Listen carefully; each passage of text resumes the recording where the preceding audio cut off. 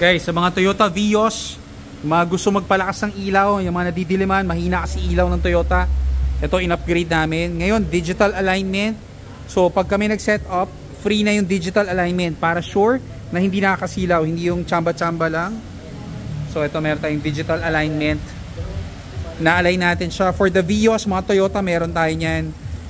Low beam, in-upgrade natin siya. High beam, naka-LED din. Vision, ito yung pinakamalakas namin. Ito yung JCL projector. So, kailangan makita nyo to actual. Pa-open ng bright, pa-videohan lang natin. So, ito, low beam, fog light, papakita natin pag nag-on ng bright. Yan o. Bright o. Patay mo yung bright. Bukas mo yung bright. Yan. Sobrang lakas. Yan ang maganda yung mga biyahe. Ito yung upgrade natin. So, less than an hour, tapos na. So, yan.